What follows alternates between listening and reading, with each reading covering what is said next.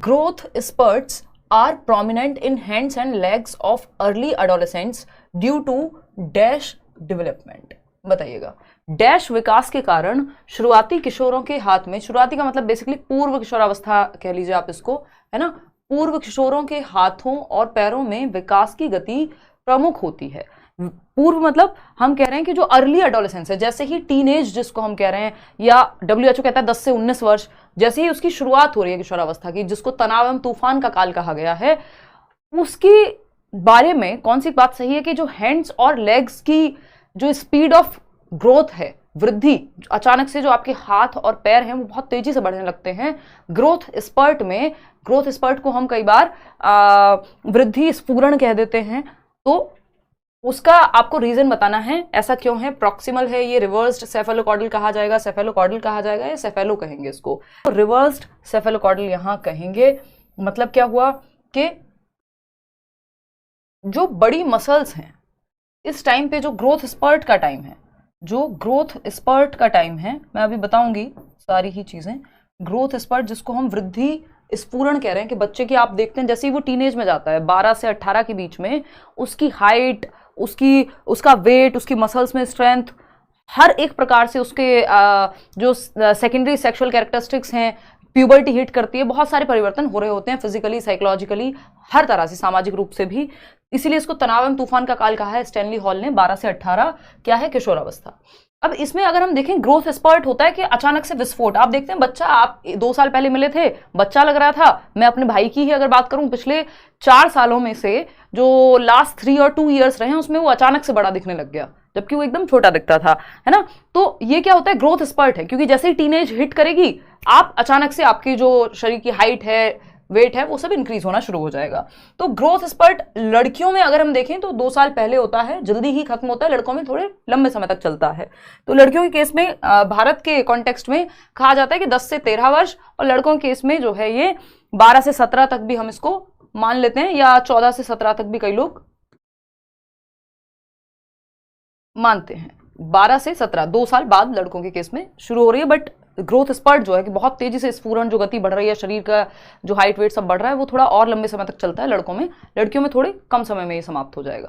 ठीक, अब ये कहानी है क्या, इसको समझते हैं। देखो, सेफेलोकॉर्डल क्या है, जब आप गर्भ में होते हैं तब भी आपका सर पहले विकसित होता है बच्चे का, बाद में उसका जो बाकी का पार्ट है, धड़ हो चाहे, यानी सर पे पहले कंट्रोल आएगा, स्पाइनल कॉर्ड डेवलप होगी, है ना। ये सारी चीजें हेड टू टो, हेड मतलब सर पे पहले कंट्रोल, बच्चा जब पैदा भी होता है तब भी आप देखते हैं पहले उसका सर पे कंट्रोल। उसका जो सर है वो पूरे शरीर का 1/4 होता है, यानी 25% जो है आपके शरीर का वो आपका सर है। तो आप देखते हैं बच्चे का सर बड़ा नजर आता है, बॉडी आपको फिर भी ऐसी सी लगेगी।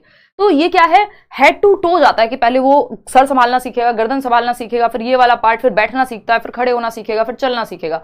यानी हेड से शरीर, जो सिर है उससे पैर की ओर।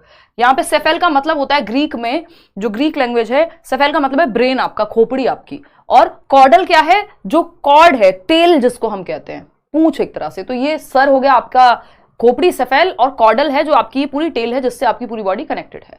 ठीक, सर से पैर की ओर। अब यहाँ पे सर का प्रोपोर्शन बड़ा होता है, लेकिन जैसे आप एडोलेसेंस में जाते हैं तो ये जो ग्रोथ स्पर्ट है, इसके कारण, ग्रोथ स्पर्ट के कारण क्या होगा भाई, ग्रोथ स्पर्ट के कारण आपका जो वृद्धि स्फुरण कह लीजिए आप इसको, जो एडोलेसेंस में वृद्धि स्फुरण है, अचानक से हाइट वेट सब बढ़ रहा है, इसमें आपकी जो लॉन्ग मसल्स हैं, जो लॉन्ग बोन्स हैं या मसल्स हैं, उनमें वृद्धि तेजी से होती है, वो फास्ट ग्रो करती हैं। क्या करती हैं, फास्ट ग्रो करती हैं। लॉन्ग मसल्स कहाँ हैं आपके, या तो लेग्स में है ना, वो फीमर बोलते हैं ना हम, के भाई थाई में जो सबसे बड़ी हड्डी कहते हैं। तो बेसिकली आपको वैसे भी पता है कॉमन सेंस से भी कि सबसे बड़ी मसल्स कहाँ या बोन्स कहाँ होंगी आपके शरीर में, आर्म्स में या लेग्स में होंगी। तो आर्म्स और लेग्स जो हैं वो तेजी से डेवलप यहाँ पे होते हैं, और बाकी शरीर जो आपका प्रोपोर्शन में आ रहा है, पहले सर बड़ा था, लेकिन अब एडोलेसेंस में जो ये स्फुरण है, यानी ये जो ग्रोथ स्पर्ट है, इसकी वजह से आपके आर्म्स और लेग्स, तो आप देखते हैं बच्चे की हाइट अचानक से बढ़ती है। ऐसा नहीं है कि आप उसका शरीर में सर आपको बहुत बड़ा नजर आएगा। तो इसको हम रिवर्स्ड सेफेलोकॉर्डल के रूप में जान सकते हैं। Second option is the right answer, क्योंकि यहाँ हेड उतना बड़ा नहीं है, बाकी एस्पेक्ट्स में जो आपकी लॉन्ग बोन्स हैं वो तेजी से बढ़ रही हैं सर की बजाय। तो इसलिए हम सेकंड ऑप्शन के साथ यहाँ गए हैं। क्वेश्चन नंबर 2 देखिएगा एक बार। और WHO की माने तो एडोलेसेंस क्या है? 10 से 19 वर्ष की अवस्था है जिसमें बहुत सारे चेंज हो रहे होते हैं।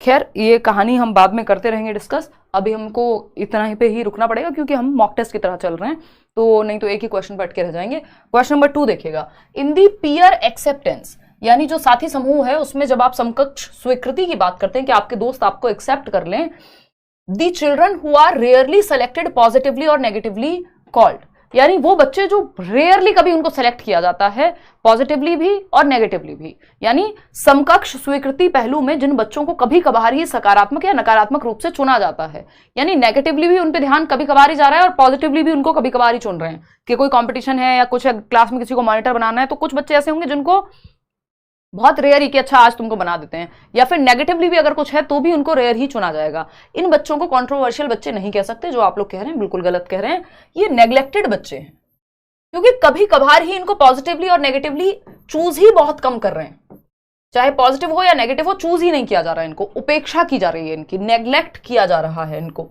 तो ये उपेक्षित बच्चे हैं।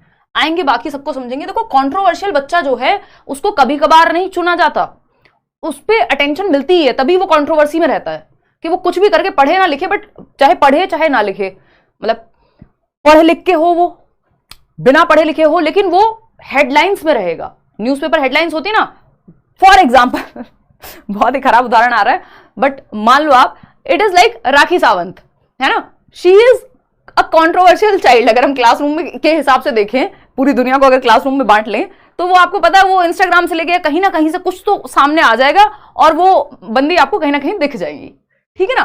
तो ये क्या है, ये कंट्रोवर्शियल चिल्ड्रन का एक उदाहरण है कि वो बच्चे जो कुछ भी करके वो रहते हैं लाइमलाइट में, तो वो रहेंगे चाहे पॉजिटिव रीजन से हो चाहे वो नेगेटिव रीजन से हो, बट वो चुने तो जा रहे हैं बार बार, वो नजर में तो आ रहे हैं बार बार, है ना, क्लियर बात है। तो ये कंट्रोवर्शियल बच्चे तो ऐसा नहीं है कभी कभार इनकी उपेक्षा नहीं होती, ये तो भैया ढूंढ ढूंढ के मुद्दे लाते हैं, फॉर एग्जाम्पल कंगना रनौत, है ना।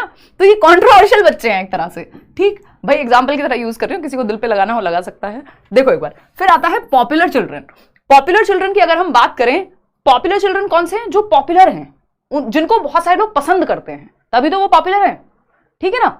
कोई कह रहा है उर्फी जावेद, हाँ मतलब जो आपका जैसे मन कर रहा है आप अपने आप समझ गए ना, बस कुल मिला के बात ये है, क्योंकि आपने जो ये गलत जवाब दिया यही अपने आप में बताता है कि आपको लग रहा है ये कंट्रोवर्शियल बच्चे हैं जो कभी कभार चुने जा रहे हैं। भैया कभी कभार चुने वाले नेग्लेक्टेड हैं, उनको अच्छे और बुरे चीजों के लिए कभी कभार ही कोई उनसे पूछता है कि खाना खाओगे, 20 दिन में एक बार पूछा, ठीक। तो बेसिकली कंट्रोवर्शियल वो हैं जो विवाद में बने रहते हैं, चाहे पॉजिटिव रीजन से हो चाहे नेगेटिव रीजन से हो। पॉपुलर वो हैं जिनको ज्यादातर लोग पसंद कर रहे हैं, है ना, जिनको ज्यादातर लोग पसंद कर रहे हैं वो पॉपुलर हैं। कोई कह रहा है मोदी जी, अरे माफ करो यार, पॉलिटिक्स से बचाओ, इधर आ जाओ। रिजेक्टेड चिल्ड्रन की अगर हम बात करें, अब तो आप दिल पे ही ले गए, भावनाओं में बह गए, वापस आ जाओ, इतना समझ में बहुत आ गया, काफी है।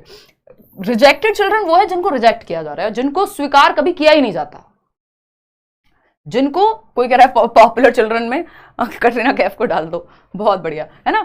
फॉर एग्जाम्पल विराट कोहली, तो पॉपुलर वाला ही एग्जाम्पल में आएंगे, ठीक है ना। तो पॉपुलर लोग, पॉपुलर चिल्ड्रन कौन से? जिनको ज्यादातर बच्चे पसंद कर रहे हैं, उनके फेवर में है। रिजेक्टेड वो है जिनको रिजेक्ट ही किया जा रहा है सिरे से, ठीक। तो अस्वीकृत बच्चे, तो यहां पे उनको रेयरली सेलेक्ट भी नहीं किया जाता, रिजेक्टेड तो रिजेक्टेड ही है बेचारे, तो इसलिए ये नेग्लेक्टेड बच्चे हैं जिनको कभी कभार सेलेक्ट किया जा रहा है पॉजिटिव रीजन के लिए, कभी नेगेटिव रीजन के लिए, ठीक है जी। तो ये हुआ नेग्लेक्टेड चिल्ड्रन। कोई कह रहा है पॉपुलर चिल्ड्रन में हिमांशु को डाल दो, सही है जी। चलिए आते हैं क्वेश्चन नंबर 3 देखिएगा अब। तो ये नेग्लेक्टेड चिल्ड्रन का उदाहरण हुआ।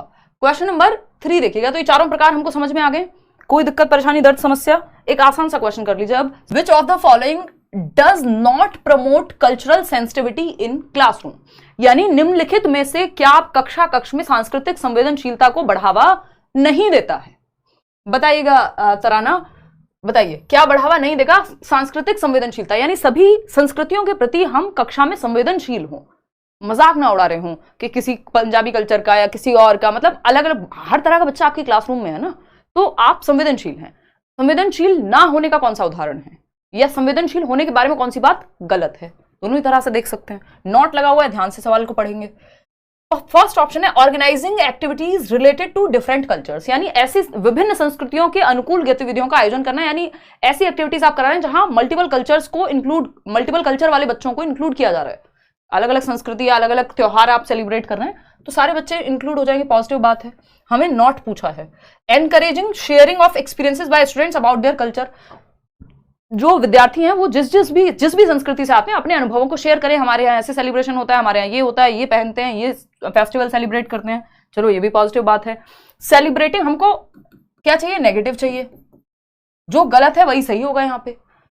Celebrating festivals of dominant cultures only, यही गड़बड़ है कि यदि आप सिर्फ वही त्योहार मनाएंगे जो डोमिनेंट हैं, यानी मान लीजिए किसी देश में या किसी एक देश की बात छोड़ ही देते हैं, यहाँ पे किसी स्टेट में या जिस भी जगह पे आपका स्कूल है, मान लीजिए साउथ इंडिया में स्कूल है, आप केंद्रीय विद्यालय में टीचर बन गए, वहां अगर कोई ओणम होता है ना शायद वहां, तो वहां का जो डोमिनेंट फेस्टिवल है वही आप सेलिब्रेट कर रहे हैं। जो दिवाली होली है या कोई और मान लीजिए जो वहां पे नहीं उतना सेलिब्रेट होता, उन त्योहारों को आप सेलिब्रेट ही नहीं कर रहे हैं। जबकि आपकी क्लास में मान लीजिए 30 में से 25 बच्चे हैं या 20 बच्चे हैं जो ओणम को मनाते हैं, वो केरला से हैं, बाकी के 10 बच्चे हो सकते हैं जो बाकी अलग अलग पार्ट्स ऑफ द कंट्री से हों। तो उस केस में ऐसा करना गलत हो जाएगा कि अगर मान लीजिए आप यूपी में हैं तो सिर्फ उसी संस्कृति या उसी जाति समूह के बच्चों के त्योहारों को आप सेलिब्रेट करा रहे हैं जो वहां पे ज्यादा हैं, डोमिनेंट है, तो ये कहना गलत हो जाएगा। तो फिर भी बाकी ऑप्शंस देखते हैं। Accepting and respecting diverse backgrounds of each student, हर बच्चे की विविध पृष्ठभूमि को स्वीकार करना, ये तो अच्छी बात है। तो हमें नेगेटिव चाहिए, नॉट लिखा हुआ था, तो नॉट तो सिर्फ थर्ड ऑप्शन है, और थर्ड ऑप्शन क्या है? सी ऑप्शन में। तो आप लोग इसका मतलब सही जवाब दे पा रहे हैं। क्वेश्चन नंबर 4 देखिएगा, providing choice and options to students from a range of activities and experiences based on their interests, needs and diversity of learners background follows the principle of, यानी विद्यार्थियों को उनकी अभिरुचि, उनकी जरूरतों, उनके अंदर क्या एप्टीट्यूड है, किस क्षेत्र में वो अच्छा कर सकते हैं, कोई स्पोर्ट्स में, कोई ड्राइंग में, कोई पेंटिंग में, कोई म्यूजिक में, कोई गणित में, तो उनके एप्टीट्यूड को पहचान रहे हैं। परिवेश की विभिन्नताओं को ध्यान में रखकर विविध प्रकार की गतिविधियां करा रहे हैं अलग अलग बच्चों को। ये किसका प्रिंसिपल है? ये प्रिंसिपल ऑफ इंक्लूजन है ना, समावेशन है। एजुकेशन फॉर ऑल, हर बच्चे के लिए शिक्षा, एजुकेशन फॉर ऑल, चाहे वो नॉर्मल बच्चा हो, स्पेशल बच्चा हो, हर बच्चे के लिए। ये लेबलिंग करना गलत बात है। कंपटीशन, एक्सक्लूजन या एक्सक्लूड कर दिया कि 4 बच्चे हैं जो देख नहीं सकते, उनको अलग थलग ही कर दिया, ये गलत है। तो inclusion is the right word over here, या जो सिस्टम है वो इंक्लूजन का है। इस पर हमने एक अलग से सेशन अभी लिया था।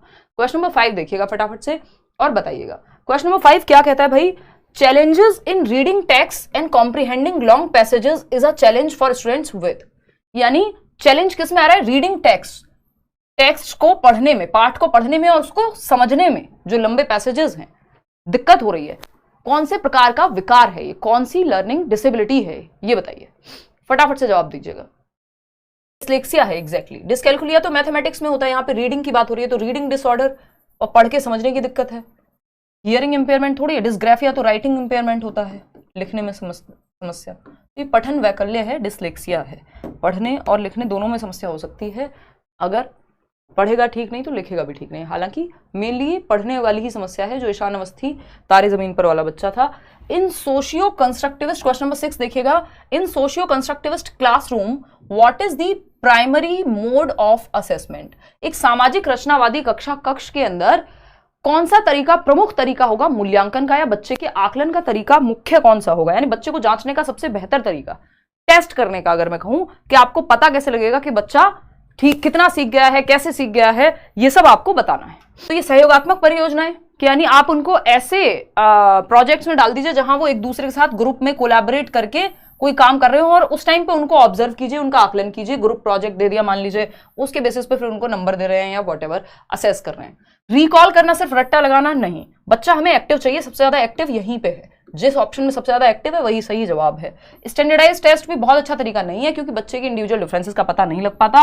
नॉर्म रेफरेंस टेस्ट भी स्टैंडर्डाइज्ड का ही उदाहरण है। देखिए मानकीकृत जो परीक्षण होते हैं, इनकी कुछ विशेषताएं मैंने आपको बताई थी, जैसे ये ऑब्जेक्टिव यानी वस्तुनिष्ठ होते हैं, मल्टीपल टाइम आप कॉपी चेक करा लीजिए, सेम रिजल्ट आएगा। ये इनमें वैलिडिटी पाई जाती है, यानी जिस पर्पज के लिए बनाए गए हैं। तो टेट के पेपर में, सीटेट के पेपर में यूपीएससी के सवाल नहीं पूछे जाएंगे, दैट मींस वो वैलिड है, वैध है उस चीज के लिए। रिलायबिलिटी होती है, जितनी बार आप बच्चे को सेम सिचुएशन में सेम क्वेश्चन पेपर अटेम्प्ट करने को कहेंगे, सेम रिजल्ट देगा। तो ये 3 विशेषताएं होती है। और 2 प्रकार के हमने स्टैंडर्डाइज्ड टेस्ट पढ़े थे, एनआरटी नॉर्म रेफरेंस टेस्ट और सीआरटी क्राइटेरियन रेफरेंस टेस्ट। ये जो क्राइटेरियन रेफरेंस टेस्ट है, ये सीधा सीधा सीटेट इसमें आ जाएगा कि आपको कुछ % का क्राइटेरिया है वो फुलफिल करना है, आप पास हो गए, या 12th में 33% लाए। एनआरटी क्या है? जैसे आपका केंद्रीय विद्यालय का या DSSB का एग्जाम, आपको मेरिट में आना पड़ेगा। टॉप आप तभी करेंगे जब बाकी सबसे ज्यादा नंबर लाएंगे, ठीक है ना। क्वेश्चन नंबर 7 क्या कहता है भाई? क्वेश्चन नंबर 7 कहता है the most important objective of the assessment of learners is, शिक्षार्थियों के आकलन का सबसे महत्वपूर्ण उद्देश्य है कि आप बच्चे को जांच रहे हैं, उसके पीछे ऑब्जेक्टिव क्या है, उसके पीछे उद्देश्य क्या है। बेसिकली हम क्यों बात कर रहे हैं अभी कि हम पढ़ क्यों रहे हैं, ये क्वेश्चंस क्यों कर रहे हैं। हमारा उद्देश्य है कि भाई सीटेट का एग्जाम है, आपको कितना आता है, अगर आप एक टेस्ट की तरह लगाते हैं तो वो पता लग जाएगा। ये ऑब्जेक्टिव हुआ इस क्लास का, ठीक, कि आपकी अंडरस्टैंडिंग बेटर होगी। तो उद्देश्य क्या होगा बच्चे के आकलन का, सबसे जरूरी उद्देश्य पूछा है। उद्देश्य कई हो सकते हैं। क्या आज के मॉक टेस्ट में सिर्फ अच्छे नंबर लाना उद्देश्य है? नहीं, अगर आ रहे हैं तो बहुत अच्छी बात है, लेकिन आपके कॉन्सेप्ट क्लियर हो गए, ये मुख्य उद्देश्य है आज के इस मॉक टेस्ट का। तो यहां पे आपको बच्चों को देखना है, बच्चे की भले की बात कहां हो रही है, वही ऑप्शन बेस्ट है। To reflect on the effectiveness of the pedagogy and modify it to enhance learning, यानी अध्यापन की प्रभावशीलता पर विचार करना। पेडागोजी मतलब टीचिंग मेथड्स कितने अच्छे रहे हैं, उस पे आप विचार कर पाएंगे, इसलिए आप आकलन कर रहे हैं, असेस कर रहे हैं, टेस्ट कर रहे हैं बच्चे को, और मेथड्स में मॉडिफिकेशन की कहां जरूरत है, चेंज की कहां जरूरत है, वो आपको पता लग जाएगा। तो यही फर्स्ट ऑप्शन हमें अच्छा लग रहा है, फिर भी बाकी ऑप्शन पढ़ेंगे।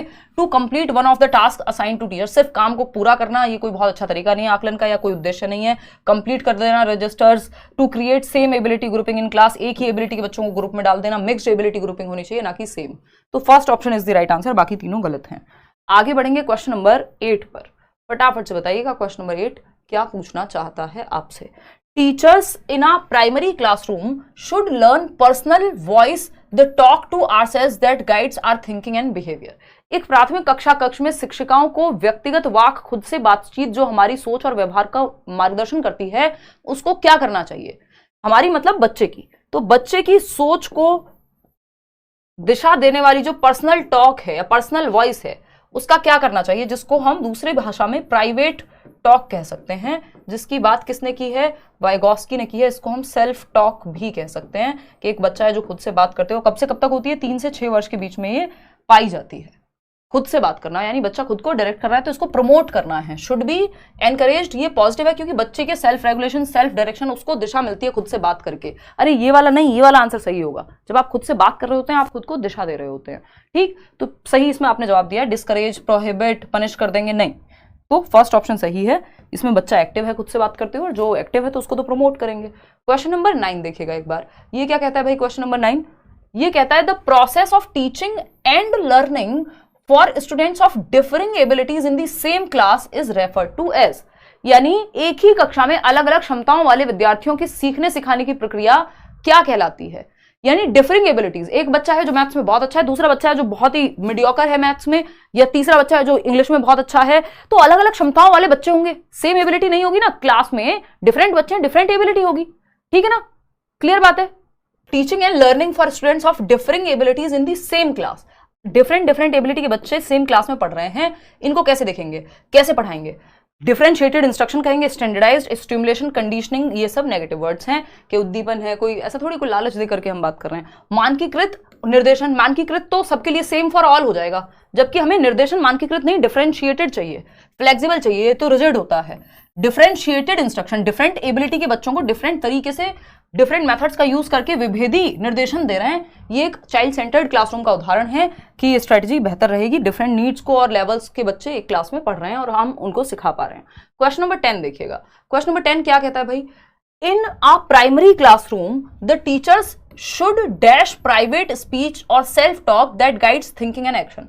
अगेन एक और क्वेश्चन सेल्फ टॉक को लेकर के, फटाफट से बताइएगा। प्राथमिक कक्षा में शिक्षकों को निजी भाषण यानी आत्मचर्चा, खुद से जो बात कर रहे हैं, चाहिए और सोच और कार्यवाही का मार्गदर्शन करना चाहिए। क्या करें हम सेल्फ टॉक को बढ़ावा देना है, प्राइवेट स्पीच, निज वाक को एनकरेज करना है। यही बात तो दूसरे क्वेश्चन में दूसरे तरीके से पूछी थी, इग्नोर, डिसमिस नहीं भाई, बच्चा खुद को डायरेक्शन दे रहा है। जब वो ये कह रहा है नहीं ये वाला बॉक्स नहीं, ये लगेगा इसमें, अरे ये वाला क्वेश्चन गलत कर दिया, हिमांशी ने तो ऐसे बताया था। जब आप पेपर में खुद से बात कर रहे हैं तो आप खुद को डायरेक्शन दे रहे हैं, और ये होती शुरुआत इसकी 3 से 6 वर्ष की उम्र में है प्राइवेट स्पीच की। वाइगॉस्की ने 3 प्रकार की स्पीच बताई है, फटाफट से मैं बता देती हूँ। एक है सोशल स्पीच, जब आप लोगों से आसपास के बात करना सीखते हैं पहली बार, अराउंड 2 ईयर्स की एज के अराउंड, 2 साल के अराउंड। फिर आपके आती है प्राइवेट स्पीच, जब आप खुद से ही बोल बोल के बातें कर रहे हैं, कोई और नहीं है फिर भी खुद से बोल बोल के बातें कर रहे हैं, ये है 3 से 6 वर्ष के अराउंड।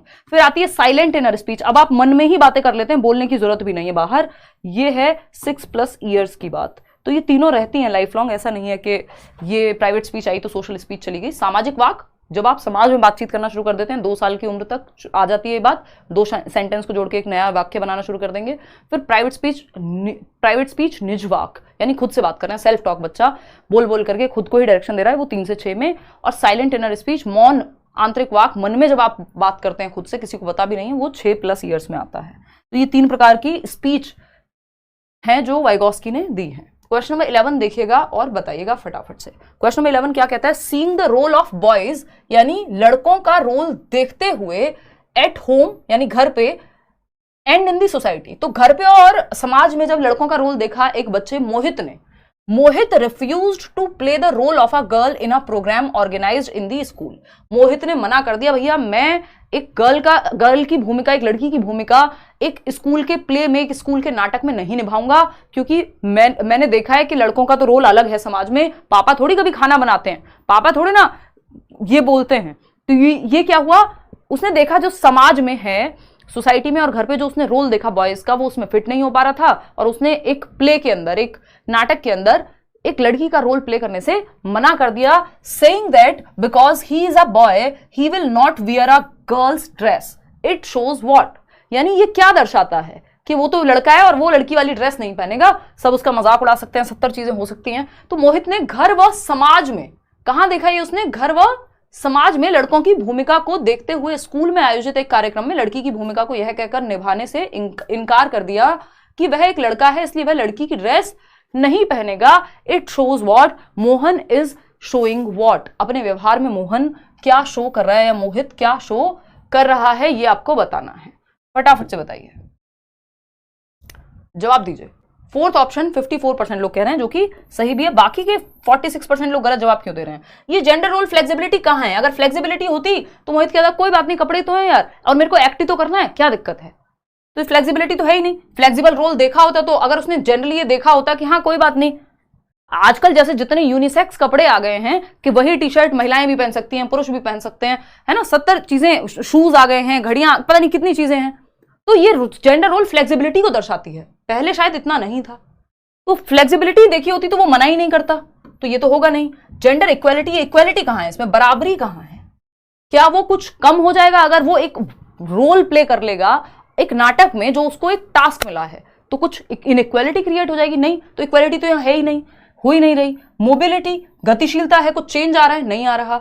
ये जेंडर टाइपिंग है। जेंडर टाइपिंग क्या होती है? लैंगिक प्रारूपण कह लीजिए आप इसको, प्रारूपण के समाज ने टाइप कर दिया है आपके दिमाग में, जेंडर रोल की टाइपिंग कर दी है कि लड़के तो छोटे बाल रखेंगे, लड़कियां तो बड़े बाल रखेंगी, ये वाला हेस्ट मेहंदी लगाएंगी, लड़के नहीं लगाएंगे, या इस तरह के कपड़े पहनेंगे।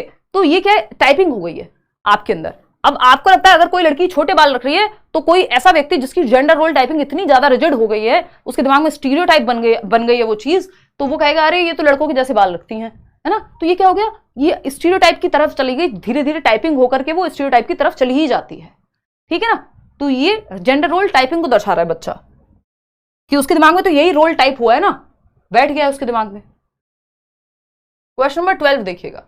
क्वेश्चन नंबर 12 ये क्या कहता है भाई? विच of the following type of, अब अगर यहां टाइपिंग होता ही नहीं तो हमें स्टीरियोटाइप के साथ जाना पड़ता फिर, क्योंकि उसके दिमाग में वो बैठ गया है, लेकिन यहां टाइपिंग का ऑप्शन था और वो बेटर ऑप्शन है इस क्वेश्चन के लिए, इसलिए स्टीरियोटाइप इन्होंने दिया भी नहीं। विच of the following type of intelligence was described bye Harvard gardener? ये 4 प्रकार हैं बुद्धि के, इनमें से कौन से प्रकार की बात हार्वर्ड गार्डनर ने अपने बहुबुद्धि सिद्धांत यानी मल्टीपल इंटेलिजेंस की थ्योरी में दी थी? 1983 में हार्वर्ड गार्डनर की एक बुक आई थी फ्रेम्स ऑफ माइंड करके, जिसमें 7 प्रकार की बुद्धि की बात उन्होंने की। हालांकि आज के समय में वो 8 है एज पर एनसीईआरटी भी, और आपको उन 8 प्रकार में से कौन सा एक प्रकार यहां मौजूद है उस ऑप्शन को चूज कर लेना है, ठीक। इन पे हम क्वेश्चंस कर चुके हैं अलग से भी। तो अगर मैं बात करूं, और गार्डनर ने कहा आईक्यू टेस्ट उतना महत्वपूर्ण नहीं है, बच्चे अलग अलग प्रकार से बुद्धिमान हो सकते हैं, इसीलिए कई प्रकार के बुद्धि के टाइप इन्होंने दिए हैं। बात ठीक है नहीं?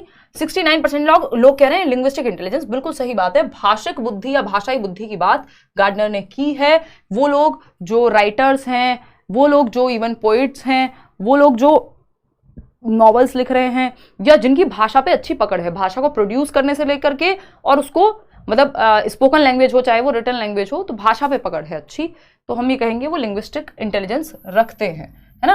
तो इसका एक बहुत ही आसान सा उदाहरण अगर आप कहेंगे तो चेतन भगत ले लीजिए, या जितने भी हमारे राइटर्स रहे हैं, अगर आप बहुत अच्छे प्रेमचंद की अगर हम बात करें तो उनमें लिंग्विस्टिक इंटेलिजेंस पाई जाएगी। जेनरिक इंटेलिजेंस की उन्होंने कोई बात नहीं की कि एक जनरल इंटेलिजेंस होती है वही हर जगह काम करती है, नहीं, इनसे पहले लोग बात कर रहे थे, वो इन्होंने नहीं की। और जनरल और स्पेसिफिक की बात चार्ल्स स्पीयरमैन ने की है। फिजिकल इंटेलिजेंस की उन्होंने कोई बात नहीं की, वो काइंस्थेटिक इंटेलिजेंस है जिसकी उन्होंने काइंस्थेटिक भी नहीं है, बॉडीली काइंस्थेटिक जिसको हम कहते हैं, शारीरिक गतिक बुद्धि, वो अलग है। इसका मतलब ये ओवरऑल शारीरिक बुद्धि नहीं है, कोई फिजिकल कोई भौतिक वो वाली बुद्धि की बात यहाँ नहीं हुई। तो B option is the right answer. Question number 13 देखिएगा, ये क्या कहता है फटाफट से देखेंगे। Question number 13, which of the following attitude is best suited to positive group dynamics within the classroom. यानी कक्षा में सकारात्मक समूह की सक्रियता के लिए निम्नलिखित में से कौन सा रवैया रुख सर्वाधिक उपयुक्त है। यानी ग्रुप डायनामिक पॉजिटिव हो, यानी बच्चा ग्रुप में पॉजिटिवली सीख पाए, इसके लिए कौन सा एक रवैया सही है कि कक्षा में सकारात्मक समूह की सक्रियता के लिए, और हमने बैच में तो इवन मॉक टेस्ट में लगा के दे भी दी है, वो देखना एक बार। तो कक्षा में सकारात्मक समूह, एक पॉजिटिव ग्रुप बने क्लासरूम में, इसके लिए कौन सा एक डायनामिक बेटर है, पॉजिटिव है। Laying down strict external rules prohibiting group interaction, अगर ग्रुप में इंटरेक्शन ही नहीं होगा, बच्चे आपस में बात ही नहीं करेंगे, इतना स्ट्रिक्ट रूल हो जाएगा तो फायदा क्या है, वो कौन सा पॉजिटिव ग्रुप डायनेमिक हुआ। Dividing the class into permanent ability grouping, permanent ability grouping नहीं, सब groups for functioning, mixed ability grouping कभी कभार कर सकते हैं, अलग अलग चीज के लिए अलग अलग ग्रुप बना दिया, परमानेंटली आपने डाल दिया, वो गलत है। Encouraging all students in class to dialogue and collaborate for problem solving, simple फंडा है, बच्चा जहां सबसे ज्यादा एक्टिव है वही ऑप्शन सही है। तो समस्या समाधान के लिए आप बच्चों को बातचीत करने के लिए, डिस्कशन डिबेट के लिए अपॉर्चुनिटी दे रहे हैं, अवसर दे रहे हैं, आगे बढ़ा रहे हैं। फोर्थ ऑप्शन है encouraging competition between groups to enhance performance, competition को बढ़ावा देना कोई भी समझदारी का काम नहीं है, ये कोई चाइल्ड सेंटर्ड एजुकेशन को प्रमोट नहीं करता है। तो third option is the only right answer over here. Question number 14 देखिएगा, जवाब दीजिएगा। Question number 14, mathematical disorder. जैसे आपसे पेपर में 30 क्वेश्चन पूछे जाएंगे सीडीपी में, उसी तरह से 30 क्वेश्चन आपके सामने आज रखे हुए हैं। तो mathematical disorder in context of learning disability is referred to, अधिगम अक्षमता के संदर्भ में गणितीय अधिगम अक्षमता, गणित में समस्या होगी बच्चे को, कौन सा एक प्रॉब्लम है, ये डिसकैलकुलिया है, सिंपल गणन संबंधी विकार है, गुणज वैकल्य कह देते हैं, बच्चे को कैलकुलेशन में, मल्टीप्लिकेशन में, एडिशन में, सब्ट्रैक्शन में, इन सब में दिक्कत होगी। डिस्प्रेक्सिया तो मोटर स्किल्स वाला होता है, पेन पकड़ने में, चलने फिरने में, टाई लगाने में, शू लेसेस जूते के फीते बांधने में। डिसलेक्सिया रीडिंग डिसऑर्डर है, डिस्ग्राफिया राइटिंग है ना। डिसकैलकुलिया है कैलकुलेशन या गणित में समस्या आएगी।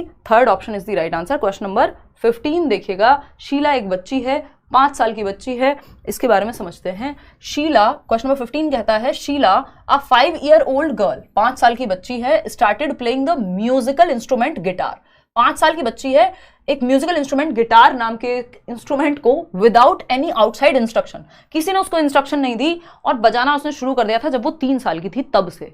This talent would characterises her as a, इसका एक और उदाहरण मेरे दिमाग में आ रहा है। आपने अगर शकुंतला देवी मूवी देखी है तो वो मैथमेटिक्स में अपने आप में बहुत ही गिफ्टेड चाइल्ड रही, बहुत क्या मतलब गिफ्टेड चाइल्ड रही, और उनको किसी ने उस तरह से सिखाया नहीं, और आपने मूवी में भी अगर देखा हो उनके फादर कोई कैलकुलेशन कर रहे होते हैं और वो फटाक से बता देती हैं। ये कुछ बच्चे गिफ्टेड होते हैं कुछ क्षेत्रों में, गिफ्टेड मतलब भगवान का ही गिफ्ट मान लो आप उनको एक तरह से, ठीक है ना। स्लो लर्नर है भाई, 3 साल की उम्र में गिटार बजाना सीख लिया बिना किसी के सिखाए, ये स्लो है, ये धीमे सीख रहे हैं, ये जरूरत से ज्यादा तेज है।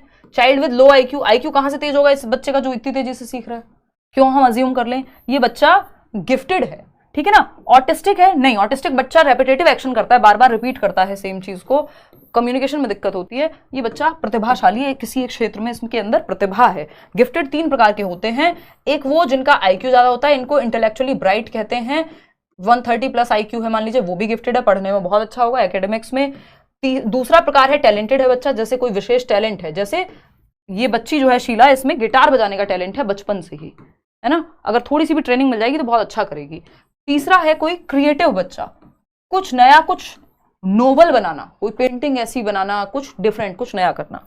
तो ये गिफ्टेड बच्चों में 3 प्रकार होते हैं। गिफ्टेड बच्चे जो है जनरली क्या होते हैं, डाइवर्जेंट थिंकर्स होते हैं, ओपन एंडेड सोच रखते हैं, हायर ऑर्डर थिंकिंग स्किल्स होती हैं इनके अंदर। क्वेश्चन नंबर 16 देखना फटाफट से, a teacher encourages his or her students to make concept maps. Concept map समझते हो, याद रखने के लिए आसानी हो जाती है, जैसे आप फ्लो चार्ट वगैरह बनाते हो तो एक कॉन्सेप्ट से रिलेटेड जो भी सब टॉपिक्स होते हैं आप एक मैप बना करके उसको समझते हैं कि ये इससे रिलेटेड है, ये इससे।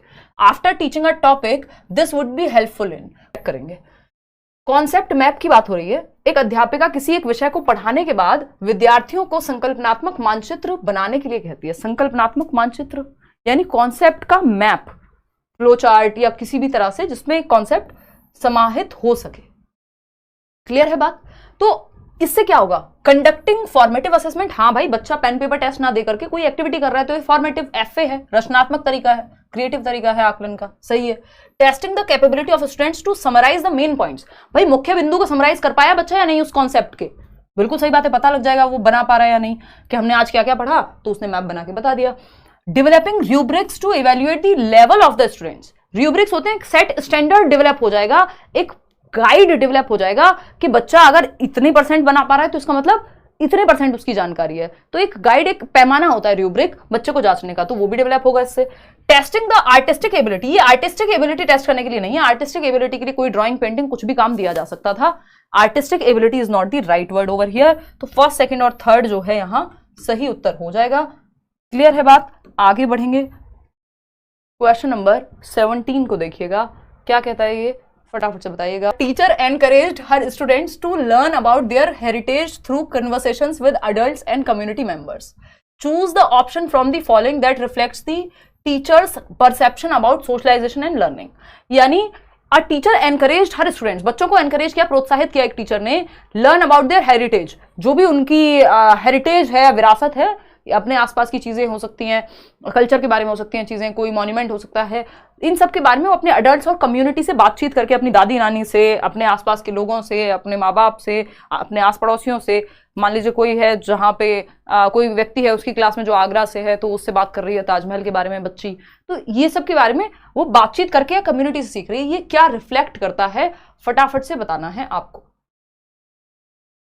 तो ये क्या दिखाता है, सोशलाइजेशन और लर्निंग का क्या संबंध है, यानी सामाजिकरण और अधिगम का क्या संबंध है, ये क्या दर्शाता है। भाई समाज में हम घुलते मिलते हैं, चीजें सीखते हैं, सोशलाइजेशन के थ्रू भी हम चीजें सीखते हैं। समाज में घुलने मिलना सीखने को सोशलाइजेशन कहते हैं, समाजीकरण, समाज में रहने के तौर तरीके सीख रहे हैं हम, बाहर से कोई आए तो नमस्ते करते हैं, पानी देते हैं, वट है ना। लर्निंग जो भी आप कुछ नया सीख रहे हैं, यहाँ पे दोनों जुड़े हुए हैं। तो recognising the importance of knowledge acquired by children from the community, यानी यहाँ पे टीचर रिकॉग्नाइज कर रहे हैं, महत्व दे रहे हैं, जो समुदाय से हम सीखते हैं, समाज से, वो भी महत्वपूर्ण हमारे ज्ञान के निर्माण में या सृजन में। बिल्कुल सही बात है। Believing that learning takes place in social setting and that it is important to make connections, कि जो अधिगम है वो सोशल सेटिंग्स में यानी सामाजिक परिवेश में बेहतर सीखा जाता है। जो बात कौन कह रहा है, चाइल्ड सेंटर्ड एजुकेशन या प्रोग्रेसिव एजुकेशन, जो प्रगतिशील शिक्षा है, जॉन डुई भी यही कह रहे हैं कि learning is a social activity, group में करा होगा बेहतर होगी।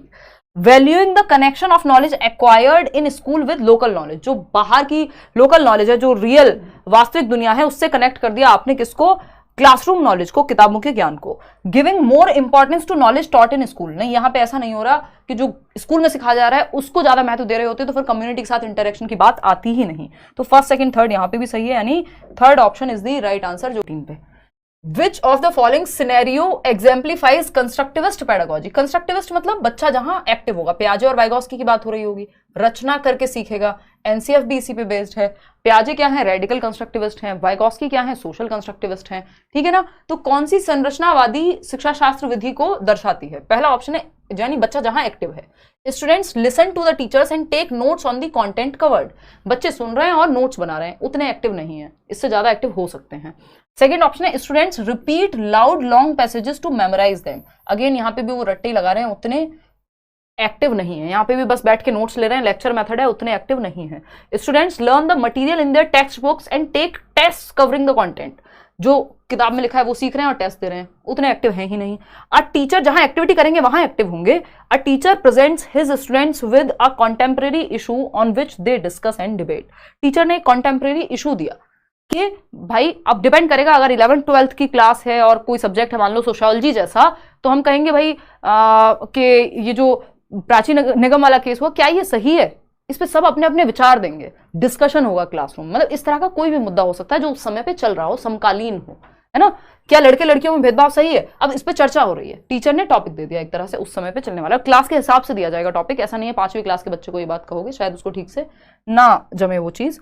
तो fourth option is the right answer. आगे बढ़ेंगे क्वेश्चन नंबर, क्योंकि बच्चा वहां ज्यादा एक्टिव है, उसकी सोच विचार की क्षमता, उसकी बातचीत की क्षमता वहां निकल करके आएगी। क्वेश्चन नंबर 19 देखिएगा। In many cases young girls rather than boys are expected to perform household chores and sibling care in the absence of their mothers. This is an example of what? यानी अधिकांशतः यह देखा गया है कि माताओं की अनुपस्थिति में, यानी मम्मी अगर घर पे नहीं है, तो लड़कों की अपेक्षा लड़कियों से घरेलू कार्यों को करने व छोटे भाई बहनों की देखभाल करने की अपेक्षा ज्यादा की जाती है। ये किसका उदाहरण है? यानी मान लीजिए घर में एक भाई है जिसका नाम है ए और एक भाई है जिसका बहन है जिसका नाम है बी, ठीक है ना। तो ये जो बॉय है, बॉय और गर्ल बना देते हैं, B for boy G for girl कर देते हैं। तो यहाँ पे एक ब्रदर बॉय है और एक गर्ल है। घर पे अगर मम्मी नहीं है तो बहन खाना बना के देगी। मैंने खुद देखा है अपने, अब तो खैर मतलब बहुत सारे लोग टच में नहीं रहे उस तरह के, बट बहुत, लेकिन ये कॉमन चीज है, हम आसपास देखते हैं, ऐसा नहीं है।